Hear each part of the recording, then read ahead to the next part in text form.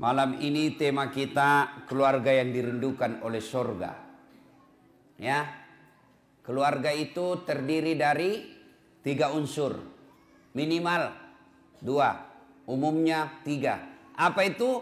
1 suami, 2 istri, 3 anak. Ini satu keluarga.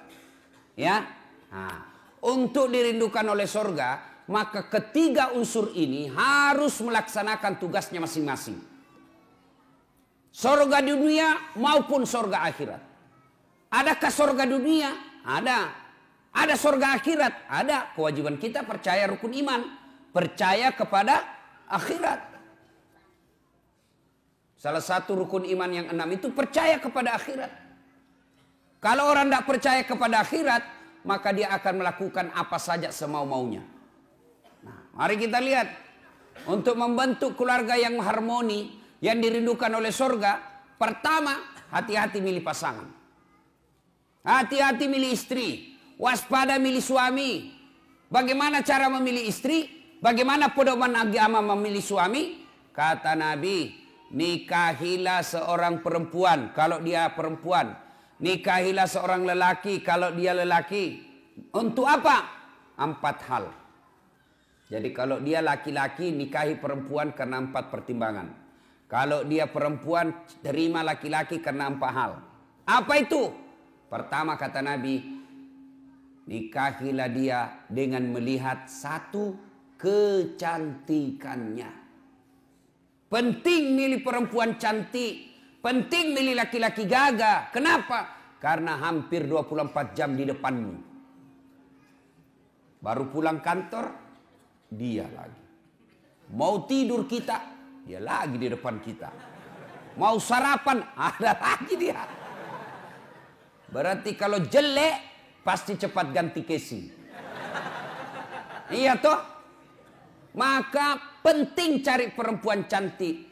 Tapi tidak boleh menjadi pilihan utama. Kenapa? Karena cantik itu ada batasnya. Cantik itu ada waktunya. 17 tahun sweet 17, kau tersenyum, semua orang terpesona di komplek ini. 17 tahun. Tapi balik itu angka 17. 71 tahun. Kau tersenyum, lari cucumu. Kenapa? Dikira mau digigit. Apalagi zaman sekarang, jangan percaya cantik. Kenapa? Cantik bisa ditipu-tipu. Putih betul fotonya, mulus. Ternyata kamera 360. Cantik, tapi tipu-tipu. Hitam aslinya, ketemu aslinya. Putih di fotonya, ketemu aslinya hitam. Mukanya putih betul, hitam, lehernya hitam. Jangan percaya, bisa ditipu. Coba lihat sekarang, usia 70 tahun bisa dikasih mudah, nampaknya seperti 50 tahun. Maka cantik penting, tapi tidak boleh menjadi pilihan utama. Kenapa? Karena cantik itu ada batasnya. Yang kedua kata Nabi, pilihlah dia menjadi istrimu karena keturunannya. Penting melihat keturunan, tapi tidak boleh menjadi prioritas utama. Kenapa? Karena ada orang, bapaknya Nabi, anaknya pengkhianat. Belajar dari kisahnya Nabi Nuh. Ada orang bapaknya penyembah berhala, anaknya menjadi Nabi. Lihat kisahnya Ibrahim alaihissalam. Maka tidak boleh menjadi pilihan utama. Kenapa? Karena sejarah mengajarkan ada orang bapaknya pengkhianat, anaknya menjadi beriman. Ada pula bapaknya yang Nabi, justru anaknya berkhianat. Yang kedua, pilihlah dia menjadi pasanganmu karena kekayaannya. Penting mencari orang kaya, tapi tidak boleh menjadi prioritas. Kenapa? Kekayaan juga ada batasnya. Dia kaya bapaknya, tapi anaknya 13. Bagi warisan, habis. Menjadilah lelaki yang tidak menggantungkan harta dan kebutuhan rumah tangganya sama mertua. Ketika Anda terlalu menggantungkan kehidupan ekonomi dalam rumah tanggamu kepada mertua, maka kalian tidak akan independen, kalian tidak akan bebas, dan kalian akan selalu hidup di telunjuk jari mertuamu. Kau merdeka lah. Dan yang keempat kata Nabi, nikahilah dia karena apa? Karena agamanya. Lalu mahasiswa saya bertanya, Ustadz, kenapa agama nomor 4? Mestinya ke nomor 1. Betul, agama nomor 4, tapi dia tidak titik di situ. Dia koma, lalu ditegaskan oleh Nabi, utamakan agamanya, karena dengan agama kau dapat keempat-empatnya. Untuk mendapat, dialah keturunan baik-baik, dia cantik, dia orang kaya, kemudian bagus agamanya. Kumpul empat-empatnya ini, 1000 perempuan belum tentu ada 1. Ada yang cantik mukanya, akhlaknya kesurupan. Ada lagi anak orang kaya, mukanya lagi hancur. Ada lagi keturunan baik-baik, miskin lagi. Untuk mendapat sempurna 4 sangat sulit. Kalau ada di Bengkalis ini, di komplek Duri ini, kalau ada ibu, tolong tunjukkan saya juga masih mau. Ini jatah kita kan 4 giga bos. Sayang kita dikasih 4 giga, kok cuma pakai 1 kuota weh. Sayang pak, mubasir 3 giga. Iya kan, 1 giga kabur gambar, hilang sinyal. Tiba-tiba haid, hilang lagi sinyalnya.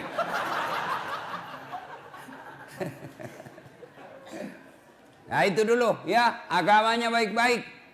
Utamakan agama. Adik-adik cewek, kalian kalau sudah ada yang melamar, kau lihat dia rajin berjamaah, tutur katanya sopan, ya sudahlah, meskipun dia kerjanya belum jelas, tapi kalau sholatnya sudah jelas, kau terima itu. Dan kau terlalu sombong, mentang-mentang kau sudah kerja, mentang-mentang kau sudah baik pendapatanmu, ada yang datang melamarmu penghafal Quran, apa kau bilang? Berani betul lamar saya. Apa modalmu? Ya modalnya hafalan Quran. Orang yang hafal Quran itu Quran berjalan. Kau tolak, Allah tutup pintu jodohmu, akhirnya kau jadi gasturi. Tahu gasturi? Gadis tua Republik Indonesia.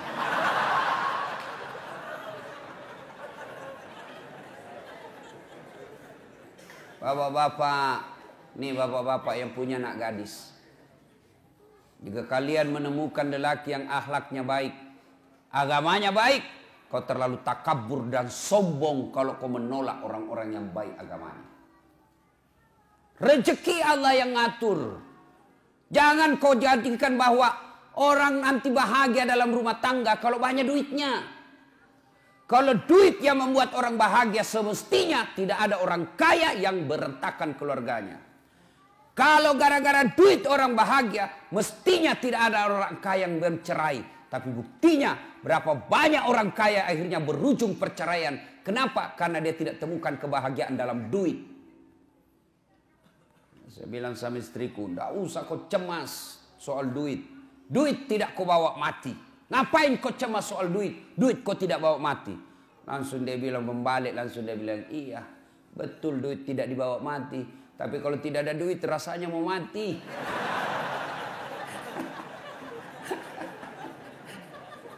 Salatullah salamullah ala toha Rasulillah. Salatullah salamullah ala yasin.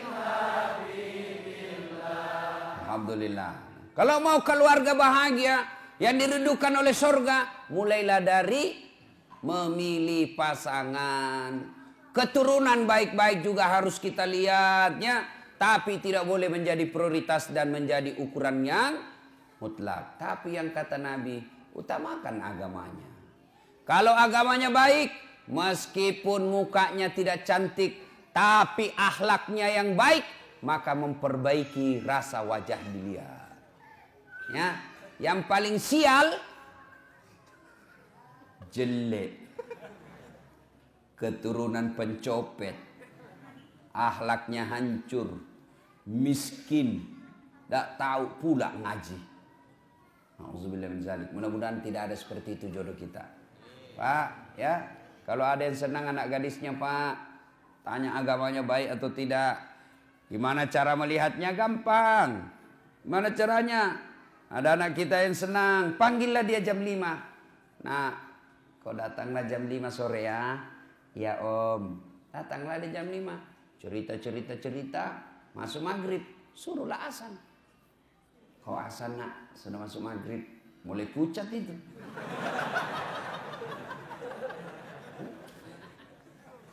Sudah azan, nah, suruh imam sholat.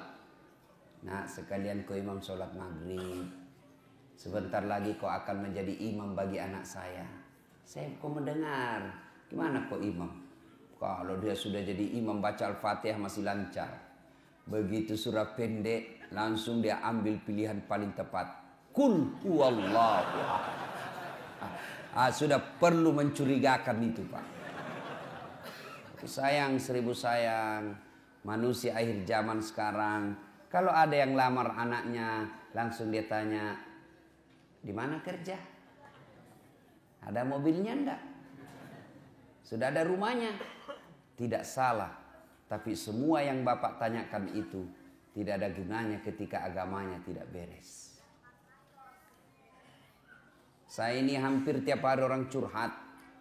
Berapa banyak perempuan yang disengsarakan. Kenapa? Karena suaminya kaya, cakep. Kaya, cakep inilah yang kadang-kala kurang ngajar. Kenapa? Karena dia pikir saya kaya, banyak duit, siapapun saya mau, pasti dia mau sama saya. Karena dia anggap gampang. Maka, bapak-bapak yang punya istri, yang punya suami, lalu punya anak, ada yang lamar anakmu, maka lihat agamanya. Agamanya dulu. Semoga dengan pertimbangan agama, ketika usia senja, anak-anakmu nanti insya Allah mengurusmu ketika kalian sudah tua. Tapi kalau agamanya tidak baik, meskipun penghasilnya banyak, rumahnya banyak, mobilnya mewah, kau datang ke rumahnya, dia lebih sayang sama potnya daripada kalian mertuanya. Pecah potnya marah, apa itu bapakmu? Sudah pensiun bikin jengkel saja kerjanya. Apa enaknya sudah gitu, Pak? Lebih hormat sama karpetnya yang harga puluhan juta, hanya karena kalian di situ tiba-tiba jatuh gigi palsumu. Marahlah dia. Nah, itu kalau dia terlalu kaya tapi tidak baik agamanya, lebih dihargai harta yang ada di rumahnya daripada kehadiran mertua dan orang tuanya. Tapi agamanya. Ya. Nah, itu dulu cara memilihnya. Pegang ini. Adik-adik yang belum menikah, nah itu pegang itu 4. Lihat agamanya, utamakan itu. Bagaimana kami yang sudah punya istri, Ustaz? Bapak boleh evaluasi ulang. Ya. Kalau berani. Ibu-ibu mau masuk surga, Ibu? Mau, Ibu? Bukan cuma mau surga, dirindukan oleh surga, Ibu.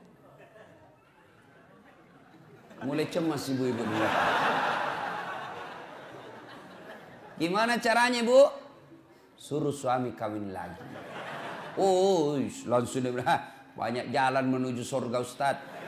Memang banyak, tapi macet. Ini jalur pintas, tidak perlu kau tahajud tiap malam. Dia bilang, sakit hati sih, Ustaz, berat, Ustaz. Memang ibu sakit hati, sebab hadiahnya surga. Kalau tidak sakit hati, hadiahnya kipas angin. Ya, berikutnya. Suami harus tahu tanggung jawab kepada istri. Istri harus tahu tanggung jawab kepada suami. Anak melaksanakan kewajibannya kepada orang tua melaksanakan kewajibannya kepada anak. Mari, sudah nikah. Pertama, kewajiban istri. Nah, ibu-ibu mau menjadi istri yang soleha? Mau, Ibu? Kenapa cuma 17? Mau, Ibu? Nah, Ibu kalau mau, nih laksanakan tugas-tugas istri yang soleha. Istri yang soleha itu selalu saya rumuskan menjadi satu kata. Istri yang soleha. Satu kata. Apa itu? Rena. Apa itu Rena, Ustadz? Singkatan dari R, E, N, A, H. Rena. Apa itu Rena, Ustadz? Satu, ramah. Maka istri yang soleha bertutur kata yang sopan santun kepada suaminya. Bicaranya santun, ngomongnya sopan, maka itulah istri yang baik. Ibu, ketahuilah, tidak ada suami yang senang ketika dikasari sama istrinya. Meskipun istrinya lebih banyak penghasilannya, meskipun istrinya lebih tinggi pendidikannya, meskipun istrinya lebih tinggi status sosialnya, tapi suami merasa saya lakimu, saya suamimu, saya kepala rumah tanggamu, tolong hormati saya. Makanya kadangkala kalau laki-laki sudah marah, dia kadangkala bilang, saya tahu uangmu banyak. Saya tahu kau orang tua mau orang kaya. Saya tahu gajiku tidak seberapa. Tapi tolong hargai saya sebagai suamimu. Tuh laki-laki. Maka ibu, kalau kau mau dapat kasih sayang suamimu, tolong hormati. Salah satu cara menghormatinya, jangan kau bicara kasar sama suamimu. Alangkah bahagianya seorang suami. Datang istrinya, datang suaminya cari nafkah. Disambut dengan kalimat dan sopan santun. Assalamualaikum kakandaku Arjunaku. Waalaikumsalam adindaku Sri Kandiku. Bagaimana kabarmu bang selama hari ini? Capek deh, meskipun engkau capek, aku akan membuatmu bahagia di dalam. Silahkan masuk bang. Ini tidak, kita baru pulang muka cemberut. Baru datang suaminya langsung ditunjuk. Dari mana kau terlambat lagi nih? Tadi saya telepon kau tidak apa. Dari mana kau? Bagaimana kita tidak cepat mati? Ya, Bu. Maka ketika kita mendapat istri yang sopan berbicara, itulah surganya dunia. Bapak senang enggak perempuan yang kasar? Mana ada mau, Pak? Kan kita senang yang lembut-lembut bicara. Kita pas pulang tunduk-tunduk capek. Waduh capek betul. Hari ini keras sekali perjuangan di kantor. Maka istrinya membahagiakannya. Sabar bang. Memang begitulah cari nafkah. Mudah-mudahan capek itu akan menjadi pemberat timbanganmu di akhirat kelak. Meskipun kerjamu berat. Tapi saya tetap meringankan segala kewajibanmu di dunia ini. Enak perasaan kita Pak. Baru kita datang capek di pasar rugi, di jalan macet, panas lagi. Baru kita datang dia bilang memang kau bego. Dagang kau rugi, bawa mobil tabrakan, enggak ada bego. Hancur kita punya harga diri, dibego-begoi sama istri. Iya kalau dia cantik, ini gendut.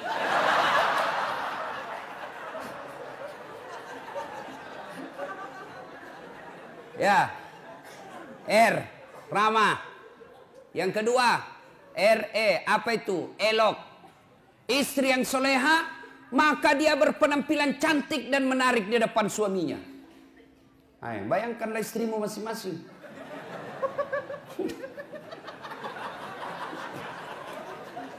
Cantik dah kalau kau di rumah. Oh, saya lihat perempuan akhir zaman sekarang. Kalau dia mau pi pengantin cantik memang Pak. Wah harumnya itu. Masih kita 2 meter sudah tercium. Walisnya di racing.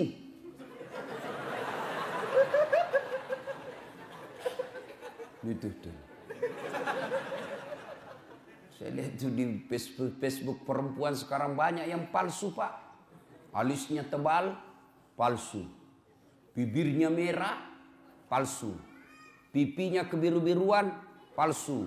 Matanya biru, palsu. Giginya rapi, palsu. Pantatnya gabus. Cantik memang kalau mau nepi pengantin. Masya Allah, cantik betul. Harum. klimis.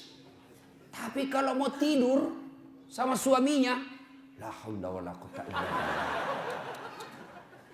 Kan kita ini membayangkan di kantor capek, berpikir kita di jalan macet, kita berharap mudah-mudahan sampai di rumah kita dilayani dengan baik. Perempuan yang kita akan datangi membuat kita senang. Sampai di rumah dilihat istri di depan rumah pakai daster, kelihatan tali BH, dikasih tahu baru turun kita dari mobil. Oh, istri saya kok kayak gini. Iya tuh, ditegur, kelihatan itu tali BH-mu, dilihat semua orang. Apa dia bilang? Jangan lihat BH-nya pun. Yang penting rasanya, bos. Ya, halo ibu, bu, ibu, woi, mau ndak dirindukan surga?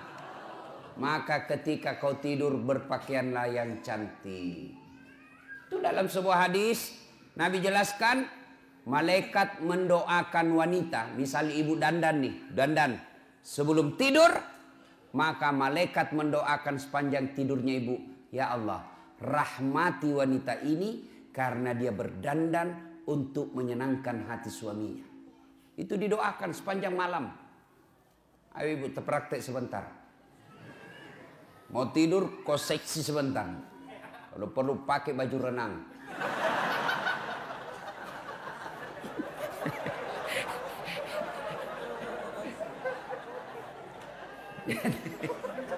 Dan juga salah paham. Mentang-mentang sudah dengar, dia sudah cita-cita besok kalau datang suami saya akan penampilan lain dari yang lain. Dia pakai pantofel, pakai rok mini-mini, baju sempit, dia kuncir 3 rambutnya. Satu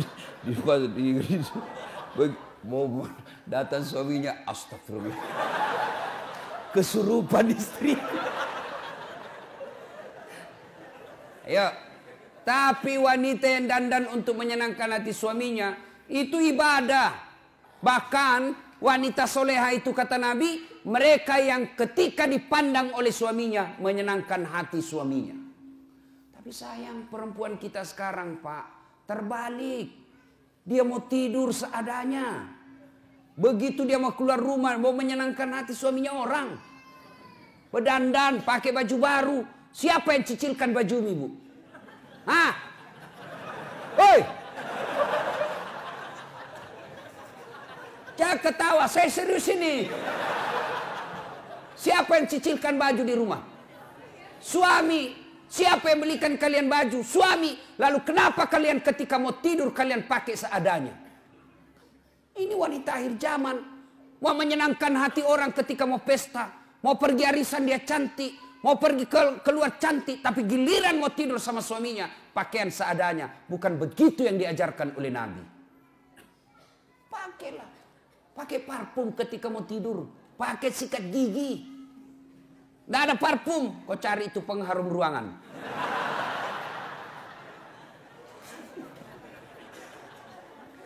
R-E-N. Apa itu N? Nikmat. Istri yang soleha pandai memasak makasakan kesenangan suami. Sayang 1000 sayang, wanita zaman sekarang mereka tidak mau belajar masak. Mereka tidak mau belajar masak. Perempuan-perempuan dulu ketika mau menikah dipanggil sama calon mertuanya, "Nak, sini kau nak. Itu calon suamimu, anak saya, dia paling senang sayur kangkung. Besok dia marah, nih begini caranya. Ini yang kau bikinkan. Ini maksakan kesenangan anak saya." Dan itu memang ibu-ibu dulu, itu dia tahu semua masakan kesenangan anaknya. Ibu saya itu di kampung, dia bisa bedakan itu. Oh, kalau anak saya yang pertama itu ini dia senang. Itu anak saya yang ini dia senang ini. Dia tahu semua masakan kesenangan.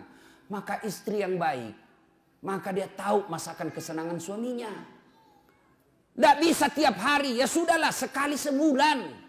Ketika kau sudah terima honornya suamimu, kau masaklah yang dia senang suamimu. Telepon suamimu, "Bang, jangan makan di luar. Saya masak spesial hari ini buat abangku sayang." Itu kan enak. kita mau pulang tiba-tiba masuk WhatsApp. Bang, jangan makan di luar ya bang. Hari ini saya masak spesial buat abangku. Sebut aja mau makan apa hari ini. Tenangkan perasaan. Dan itu laki-laki bu. Kalau kau SMS begitu. Dia kasih lihat sama temannya di kantor. Hei, lihat istriku. Istri yang soleha. Iya kan Pak? Tapi apa Bapak pernah di WhatsApp seperti itu? Paling WhatsAppnya, jangan lupa singgah telur bang. Masih baik kalau telur, ini pembalut disuruh kita beli Pak. Apa ketawa membayangkan diri sendiri? Bu, sekarang tapi sayang wanita sekarang. Mereka lebih senang baca-baca kosmetik ya daripada resep membahagiakan suami. Dan kita juga Pak, kalau istri di rumah masak, hargai masakan suami. Istri. Itu istri paling emosi kalau dia sudah masak serius lalu bapak tidak kasih pujian. Membahagiakan istri itu memuji masakannya. Bahkan dari semua jenis bohong, satu bohong yang boleh bahkan berbahagia. Berpahala ketika bapak bohong. Apa? Bohongnya seorang suami untuk membahagiakan istrinya. Boleh. Contoh. Tiba-tiba istri kita hijrah. Bertobat. Lalu dia baca ceramah, nonton ceramah Ustadz Das'ad. Salah satu kewajiban istri memasak masakan kesenangan suami. Kalau dia pergi lama masak. Dia naik Gojek lah pergi pasar. Ya 1 jam dia keliling. Dia keliling itu pasar untuk mencari yang paling murah. Perempuan kan begitu Pak. Hobinya nawar. Beda 5.000 dia keliling pasar itu. Sudah sampailah di rumahnya. Panaslah dia masak. Dia sambil baca buku resep. Dia belajar. Begitu datang suaminya senanglah dia. Wah masakan spesial ini. Begitu dicoba suaminya. Langsung dilistrik. Kenapa bang? Enak betul. Barusan saya dapat masakan seperti ini. Nyaman. Bapak boleh bohong seperti itu. Bahkan bapak akan menghancurkan perasaannya istri. Ketika bapak terlalu jujur waktu itu. Goblok. Beleng-beleng lu. Hancur perasaannya perempuan. Coba kalau bapak terlalu jujur waktu itu. Bagaimana hancurnya perasaan istri. Maka ibu-ibu belajarlah memasak. Ya. Sekarang ibu-ibu malas masak Pak. Dia lebih senang go food. Tidak tahu kalau di sini apa ada itu ya makanan dibeli semua. Itu kalau kota-kota besar Pak semua dibeli. Sambal terasi pun yang sudah diulek-ulek dibeli Pak. 10.000. Semua dia beli. Lalu ibu bertanya, Ustadz, dosa enggak? Saya bilang selama suamimu ridha, tidak keberatan, tidak berdosa. Tapi ingat, tidak ada pahala yang bisa kau kumpul untuk masuk surga. Tidakkah ke pasar berkeringat itu pahala?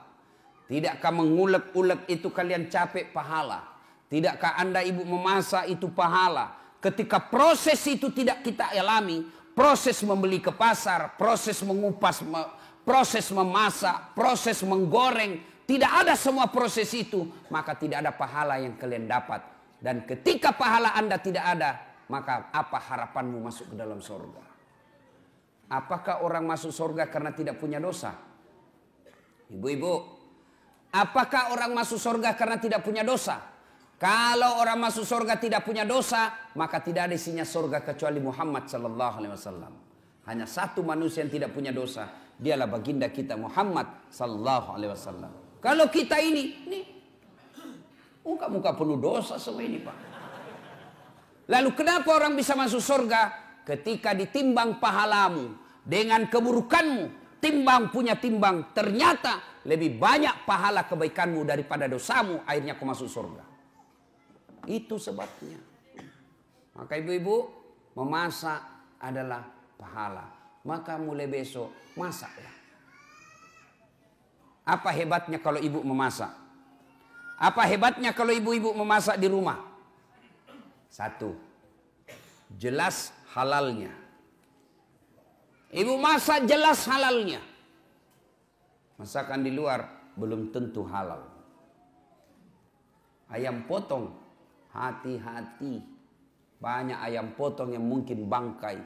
Banyak ayam potong yang mungkin tidak halal. Kenapa? Karena yang memotong bukan orang Islam. Banyak ayam potong barangkali haram. Kenapa? Karena dipotong bukan atas nama Allah. Pernahlah saya melihat orang ayam potong, Pak. Dia potong ayam, tidak dia baca basmalah. Kan itu kalau orang potong ayam 1 ekor, 1 basmalah. Bismillahirrahmanirrahim. Ambil lagi, bismillahirrahmanirrahim. Ini penjual ayam potong, dia potong ayam 30, Pak. Dia cuma bilang bismillahirrahmanirrahim kali 30. Tidak boleh, bos. 1 ekor, 1 bismillah. Hai Bapak, saudara-saudara sekalian. RENA. Sekarang A. Apa itu A? Anggun. Istri yang soleha, cerdas. Ibu-ibu belajar. Kalau ibu tidak belajar, siapa yang didik anak? Ibu bahkan repot ketika ibu tidak punya pendidikan agama. Bagaimana cara mentransfer ilmu agama ke anak kalau tidak ada yang kita transfer? Ada ibu ditanya sama anaknya, "Mak, kenapa tahun lahirnya Nabi disebut tahun gajah?" Apa dia bilang mamanya? Karena bukan tahun kambing, nak.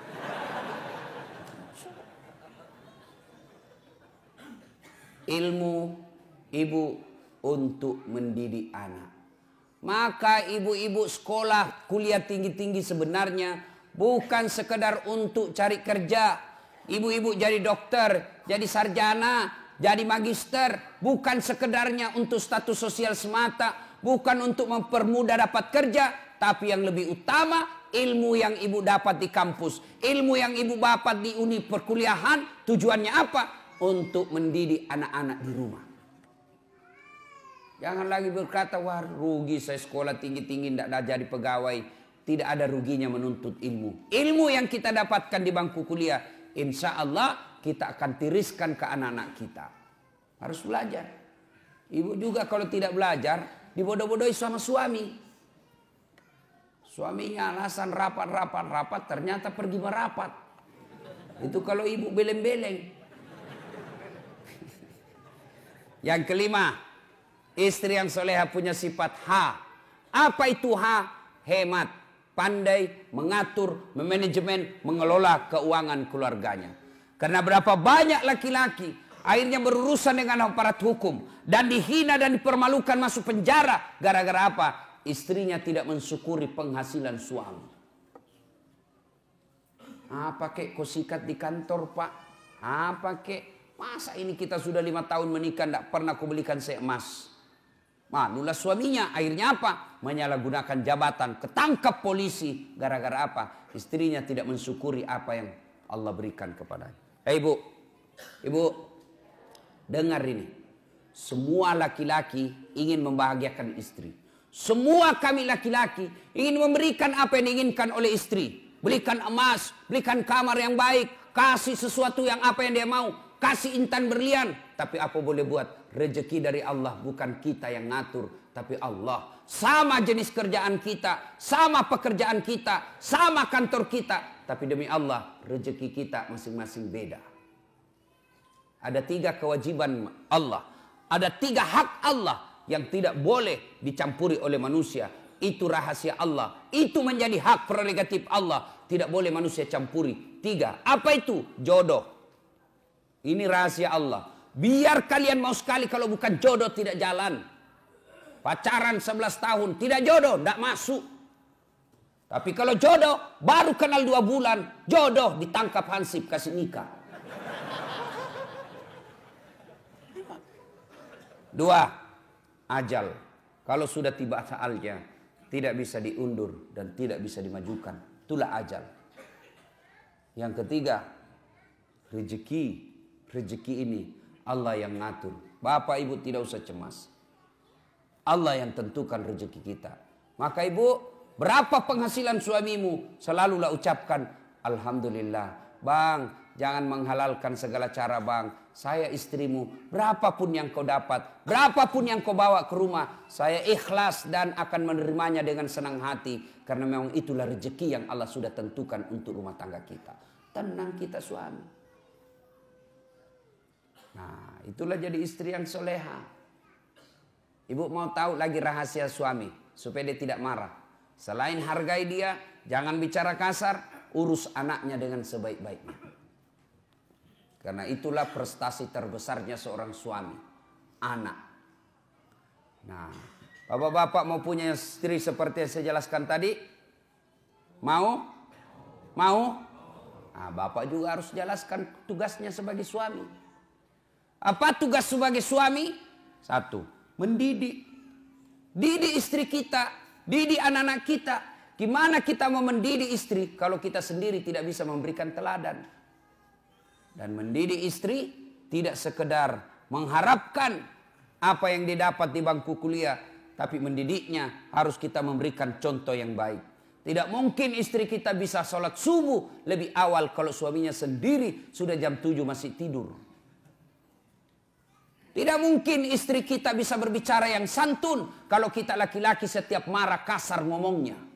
Engkau goblok memang kau. Apa dia tahu ini si gendut hitam, pulang kau di rumahmu. Apa? Sepertilah Rasulullah Muhammad SAW. Beliau rumah tangganya beliau kecil. Coba lihat, baca itu sejarah hidup rumah tangga Rasulullah. Rumah beliau dijelaskan oleh riwayat kalau beliau berdiri sholat jamaah, kepalanya Rasulullah tersentuh dengan plafonnya. Bayangkan, kecilnya itu rumah Rasulullah. Kalau beliau sujud berjamaah dengan Aisyah, kepalanya Aisyah mengenai kakinya Rasulullah Muhammad SAW. Begitu kecilnya rumahnya. Tapi beliau dalam keadaan rumah yang kecil itu, baiti jannati, rumahku laksana surga bagiku. Kenapa Rasulullah? Satu, karena Rasulullah memberikan keteladanan. Memuliakan istrinya, tidak pernah menghina istrinya, tidak pernah kasar bicara sama istrinya, tidak pernah menyakiti hati istri beliau, padahal beliau punya istri 11. Bapak berapa istri? Kenapa satu? Hah? Pernah dengar cerita orang kaya banyak sekali amalnya Pak, diadili. Namun panggil tersangka 10 maju. Rumah berapa? 5. Mobil alhamdulillah sesuai jumlah keluarga.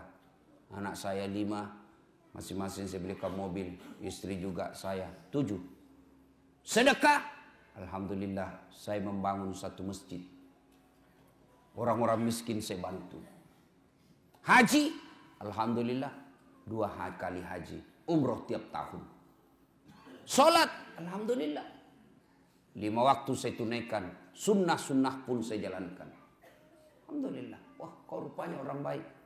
Haji, silahkan kau masuk surga. Nah, sudah dia surga. Tinggal beberapa langkah masuk dalam surga, dipanggil kembali sama malaikat. Haji, haji, haji. Tunggu dulu. Apalagi malaikat. Nah, ini tunggu dulu. Masih ada satu pertanyaan yang luput ini. Apa? Berapa istrimu? 1. Weh, kenapa cuma 1? Kau kuat banyak duit. Rumahmu saja 5, mobilmu 7, banyak uangmu. Kenapa 1? Saya takut sama istriku Tuhan. Ini pelanggaran besar. Kau lebih takut sama istrimu daripada Tuhanmu. Ini syirik, masuk ke neraka. Makanya bapak-bapak hati-hati Pak. Marah ibu-ibu di belakang.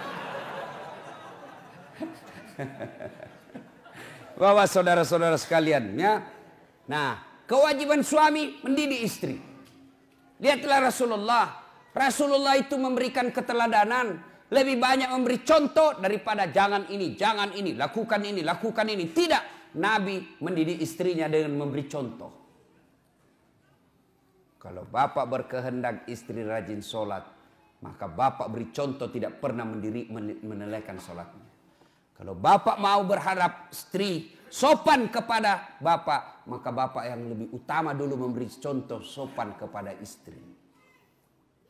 Rasulullah berapa istrinya? 11. Dari 11 itu Pak, tidak pernah satupun yang mengatakan, nyesal saya menikah sama kamu Muhammad, rugi saya nikah sama kamu, rugi.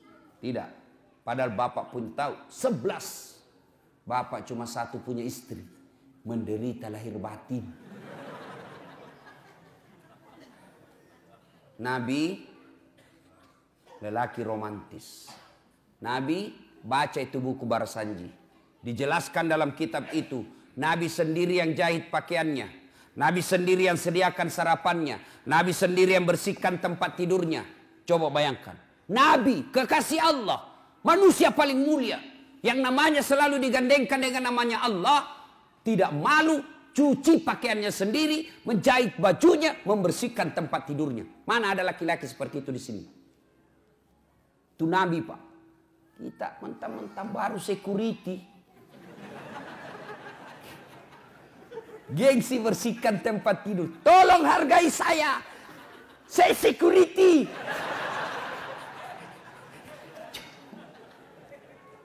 Itulah Rasulullah. Tidak malu bersihkan tempat tidurnya.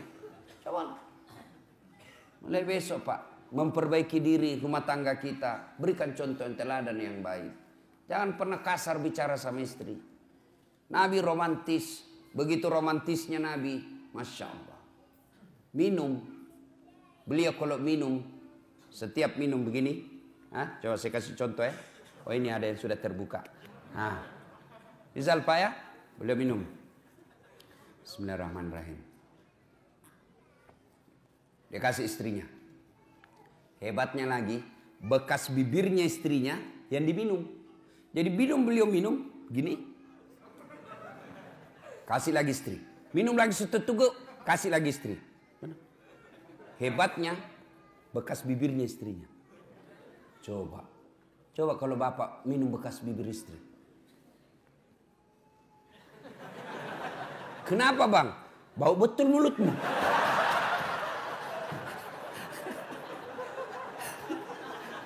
Salatullah, salamullah ala toha Salatullah, salamullah ala yasin. Alhamdulillah. Berikutnya, sudah punya suami, punya istri, hamil, melahirkan anak. Kewajiban bersama antara orang tua kepada anaknya. Apa kewajibannya? 1, lahir anakmu, kasih nama yang baik. Nama yang baik nama artis? Bukan. Nama yang baik nama selebriti? Bukan. Nama yang baik, nama yang ada doa dan harapan kebaikan di dalamnya. Kasihlah nama-nama sahabat Nabi. Nah, saya kasih kau nama Khalid. Ini Khalid, salah satu sahabat Nabi yang menjadi panglima perangnya Umar bin Khattab, dibawa kepemimpinan komandonya Khalid bin Walid. Tidak pernah satu kali pun perang yang dia pimpin kalah. Inilah Khalid, saya mau kau nanti menjadi besar panglima orang Islam yang membela agamamu. Nih, saya mau kau seperti Khalid. Nah, lahir anaknya perempuan besar. Nah, saya kasih kau nama Sumayyah. Siapa Sumayyah Pak? Nih Sumayyah, wanita, budak, pembantu zaman dulu. Tapi akidahnya kuat, tidak pernah mau menghina Islam, tidak pernah mau menyerah membela Islam. Sampai dibunuh oleh majikannya hanya karena dia tidak mau mengatakan Muhammad pembohong. Dipaksa mengatakan Muhammad pembohong. Dia ludahi Abu Jahal mukanya. Pak! Abu Jahal, mukamu lebih hina daripada kotoran onta. Marah Abu Jahal, dia tikam Sumayyah, meninggal. Manusia pertama mati syahid bukan laki-laki. Sumayyah, saya mau seperti kau bela agamamu. Sumayyah. Jangan kasih nama artis. Apa artis? Iya kalau baik akhlaknya. Coba lihat artis-artis kita sebagian. Ramadan dia pakai kudung. Ramadan dia nangis-nangis, Pak. Selesai lebaran telanjang lagi pakaiannya. Mau anak-anak kita menjadi orang munafik seperti itu?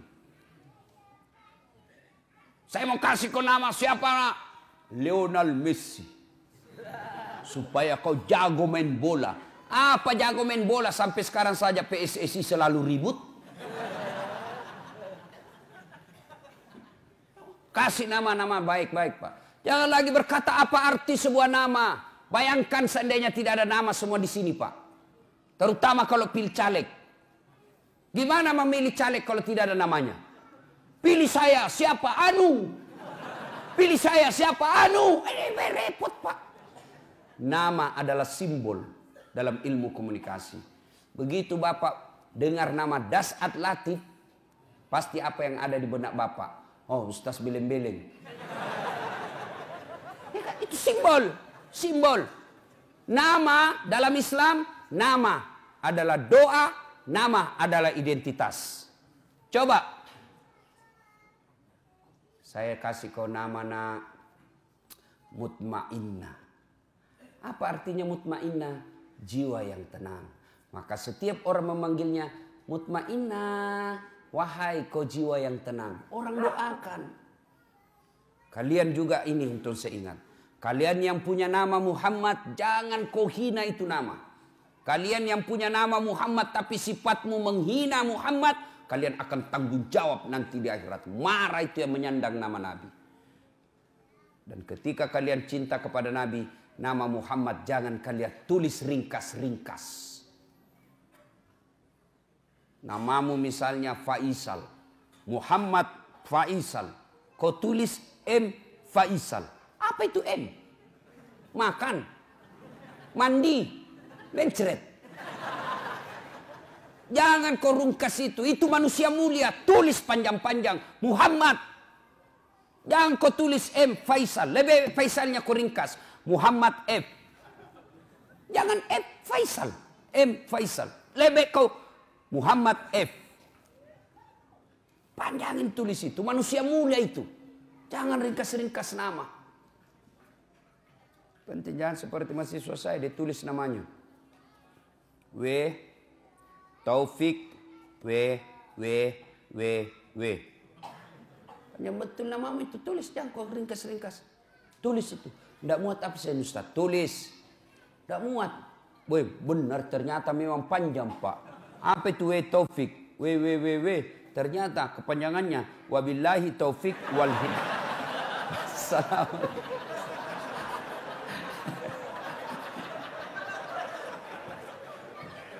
Dua, nama adalah identitas. Satu, nama adalah doa. Yang kedua, nama adalah identitas. Ciri. Coba Pak. Kalau Bapak sebut nama, minimal saya bisa 2 tahu. Coba Bapak sebut nama. Misal Bertus Ginting. Biasanya non muslim ini, Pak.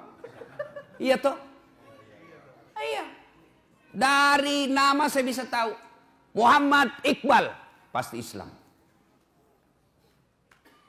Bertus Ginting non muslim.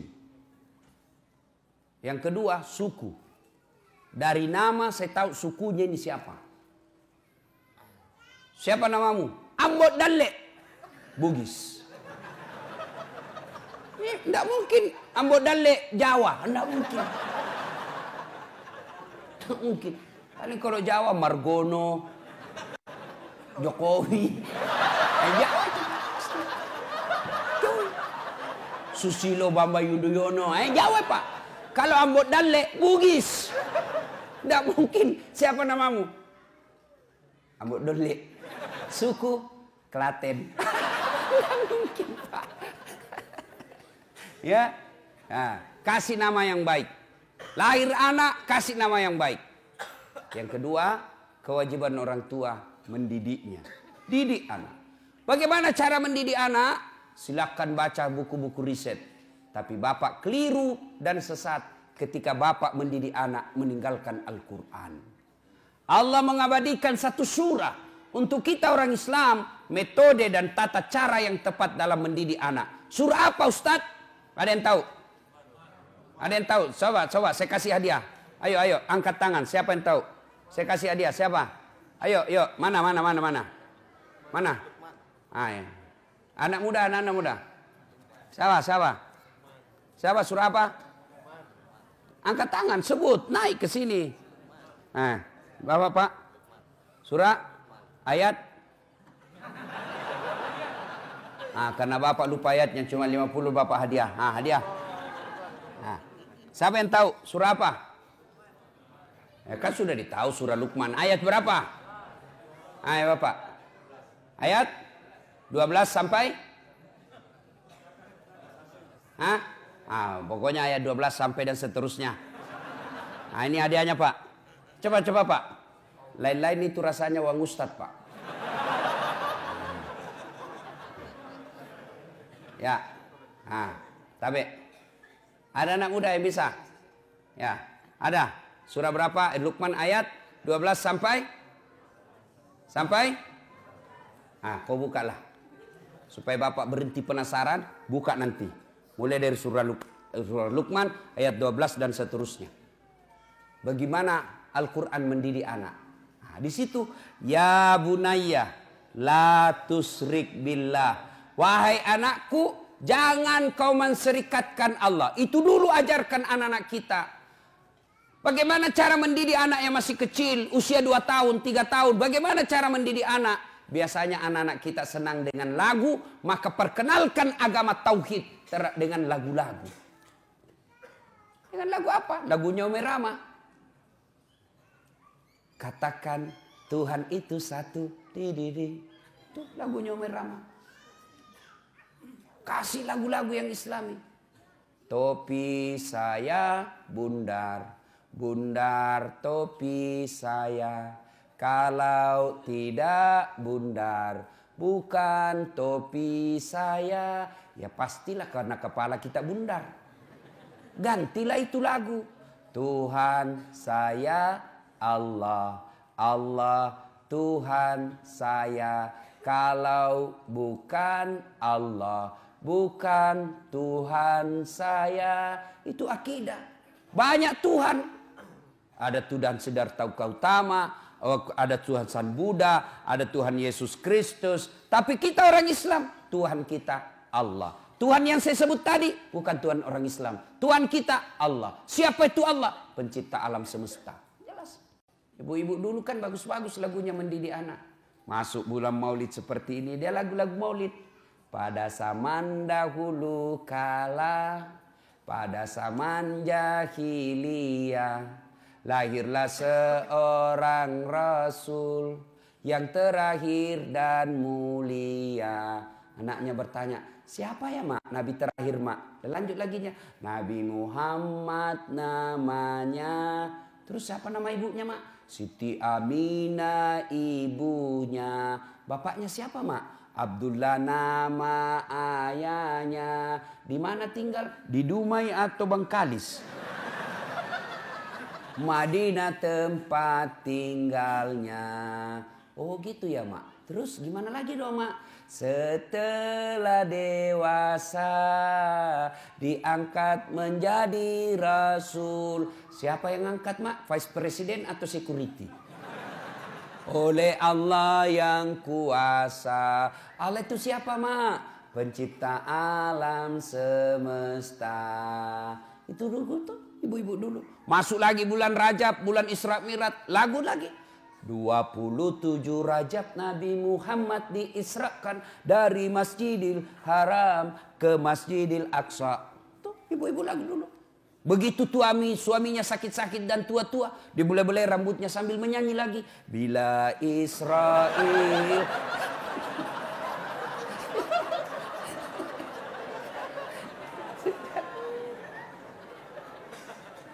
Kenalkan akidah melalui lagu-lagu. Apa salah lagu-lagu? Enggak, ini adik-adik nih. Banyak juga ini yang baru belajar agama 3 bulan. Itu pun kelas Google. Lagu haram, sesat. Kenapa sesat dek? Tidak ada pasal Nabi. Siapa bilang? Nabi ketika hijrah dari Makkah ke Madinah. Sampai di Madinah kan disambut dengan lagu.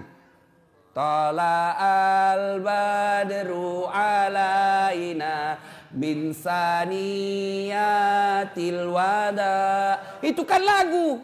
Jadi lagu itu tergantung redaksinya. Kalau lagu maksiat ya haram. Kalau lagu-lagu dakwah ya boleh dong. Saya zaman kecil kan lagu-lagunya Umi Rahma masih hafal-hafal Pak. Ebit GAD. Mungkin Tuhan mulai bosan melihat tingkah kita yang selalu salah dan bangga dengan dosa-dosa. Bangga dengan dosa-dosa. Coba. Itu lagu-lagu dulu. Dari pintu ke pintu. Pengamen. Lagu-lagu dulu Pak. Lagunya Umi Rahma kita hafal-hafal Pak. Mengapa minuman itu haram? Karena merusak kepikiran. Itu lagu-lagu dulu Pak. Sekarang lagunya anak-anak. Pulang-pulangku berbadan dua.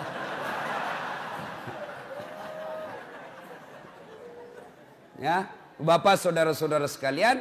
Nah, mendidik anak kita. Didiklah dengan akidah, sampaikan pendidikan akidah, mendidiknya. Nah, yang ketiga, memberi makan. Tugas suami lebih fokus kepada mencari nafkah. Tugas istri lebih utama kepada mendidik. Kenapa? Karena istri lebih banyak tinggal di rumah ketimbang suami. Suami lebih banyak di luar, istri lebih banyak di dalam.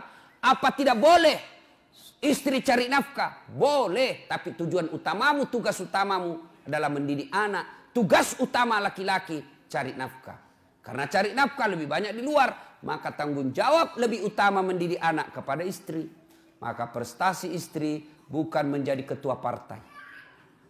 Prestasi istri bukan sekadar menjadi ketua DPR. Tapi prestasi istri yang terbesar dan sangat mulia adalah ketika anaknya dilahirkan menjadi anak-anak yang soleh dan soleha. Kenapa negara kita hancur seperti ini? Pilih lagi pejabat bikin gaduh. Kenapa? Salah satu sebabnya karena orang tua gagal mendidik anaknya. Coba kalau orang tua semua berhasil mendidik anaknya, maka dia akan mendapat anak-anak yang soleh dan soleha, anak yang taat beragama, akhirnya jadi pejabat yang taat beragama. Ibu bapak saudara-saudara sekalian yang saya hormati. Memiliki keluarga yang dirindukan oleh surga, tentu harus berpedoman kepada Al-Quran. Maka tidak boleh menyandarkan rumah tangga semata-mata karena dunia semata. Karena dunia ini wa mal hayatud dunya illa mataul hurur. Dunia ini hanya tipu daya semata. Dunia ini tempat transit. Tujuan kita yang terakhir akan adalah sampai di akhirat. Maka Nabi mengajarkan, kejarlah duniamu seolah-olah kau akan hidup selama-lamanya. Tapi jangan lupa kejar akhiratmu seolah-olah kau akan mati besok. Maka berimbang. Dunia tempat untuk mengejar akhirat. Akhirat adalah tujuan akhir kita. Jangan sampai terminal kita yang namanya dunia ini, tempat transit kita yang namanya dunia ini, kita menghalalkan segala cara, lalu kita melupakan tujuan akhir kita, yaitu akhirat. Maka keraknya neraka ditempati orang munafik. Innal munafikina fid-darkil asfali minan nar. Sesungguhnya tempat orang munafik itu ada di keraknya neraka. Siapa orang munafik? Ada 3 karakternya orang munafik. Dipercaya dia khianat, berbicara dia bohong, kemudian berjanji dia dusta. Nah, kita lihatlah ini. Waktu kampanye banyak janjinya, pilih saya. Kalau kau pilih saya, telepon saya 24 jam. Begitu dipilih, dia ganti nomor HP-nya. Kau akan menjadi bahan bakar api neraka. Karena ada orang begitu, Pak. Kasihan. Dia pikir dunia ini adalah tujuan akhirnya. Jadi pejabat-pejabat pengkhianat. Jadi pejabat-pejabat yang korup. Maka nanti di akhirat kalian akan setengah mati menghadapi azab. Kalau Bapak berdosa sama saya, Pak, satu aja Bapak tempati bertobat. Datang saya maafkan, selesai persoalan. Tapi kalau Bapak menjadi pejabat, maka bukan cuma saya yang Bapak datangi semua pembayar pajak yang ada di Indonesia. Saya lihat kalau ada pejabat korup, janji bohong, Ketawa-ketawa, nyengir-nyengir. Saya bilang, tunggu sakaratil maut. Tunggu, kau mau kemana? Kau pasti ketemu sakaratil maut. Dan ketika tiba saatnya, kalau dosa kepada Allah Pak, gampang tobatnya. Saya kalau lihat pejabat yang nakal, bajingan, mengkhianat, saya bilang, kau bikinlah yang kau mau bikin. Kan Jibril kan pernah bernasihat sama Nabi. Muhammad, lakukan apa yang kau mau lakukan. Tapi ingat, pasti kau mati. Mau kemana? Nah, saya lihat itu pejabat, bikin saja. Kau kemana? Pasti kau mati. Itu aja harapan kita, Pak. Didoakan dia cepat mati. Tidak usah kita ribut-ribut. Kau mau kemana, Pak? Bapak dosa sama saya. Dosa kepada Allah gampang.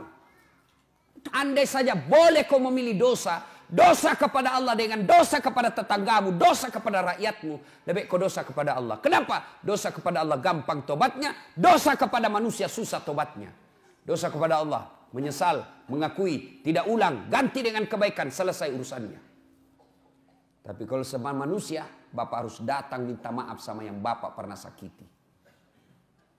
Jadi bupati-bupati pengkhianat, seandainya dilihat itu Pak, tanggung jawabnya sebagai pemimpin, tidak ada orang mau ikut pilkada Pak. Susahnya jadi pemimpin Pak. Di satu kabupaten ada yang menjual khamar dan orang pejabat tahu, maka semua dosa-dosa di situ dia tanggung itu pejabat. Kalau dosa kepada Allah gampang. Tapi kalau dosa kepada manusia, Bapak harus datang kepada seluruh rakyat minta maaf. Bukan cuma itu, kalau berkaitan dengan uang negara yang kau salah gunakan, kembalikan itu uang. Selama uang hasil jarahan itu kau ambil, selama itu tobatmu tidak diterima Allah. Dan pada saatnya nanti tiba, kita diadili, disuruh pikul itu mereka yang pernah mencuri uang negara. Misalnya pernah korupsi 2 miliar, disuruh pikul itu Pak 2 miliar. Kita lewat, ternyata rumahnya mewah hasil rampok. 2 miliar, dia bilang anak mahasiswaku, sedikit itu 2 miliar Ustaz, dikantongi aja kalau dolar Singapura. Saya aku bayangkan dolar Singapura, memang aku bisa kantongi 2 miliar dolar Singapura, tapi uang koin. Tapi situ uang koin 2 miliar, berapa karung kau pikul cilaka. Nah ibu bapak saudara-saudara sekalian, semoga Allah subhanahu wa ta'ala menjadikan kita penghuni surga. Surga di dunia dan insya Allah surga di akhirat. Inilah tausiah kita, mudah-mudahan ada manfaat. Terima kasih kepada panitia yang telah berupaya mendatangkan saya berkomunikasi secara kontinu dan tidak henti-hentinya agar saya bisa datang ke tempat ini sehingga saya bisa bertemu dengan Bapak Ibu sekalian. Alhamdulillah senang bisa berjumpa dengan bapak-bapak. Cuma kadang-kala yang membuat saya agak tidak enak mendengarnya. Kalau begitu dilihat, dia bilang, ternyata aslinya kecil. Bilang aslinya gagah. Mudah-mudahan ada manfaat. Sebelum kita akhiri, mari kita berdoa pada Allah Subhanahu wa taala. Mohon izin mengirimkan suratul Fatihah kepada Rasulullah Muhammad sallallahu alaihi wasallam, khasiat dan keutamannya. Mohon keikhlasan untuk almarhum bapak saya. Ila hadratin Nabi Mustafa Muhammad sallallahu alaihi wasallam, summa hususil ruhil almarhum Abdul Latif bin Syappo. Al-Fatihah.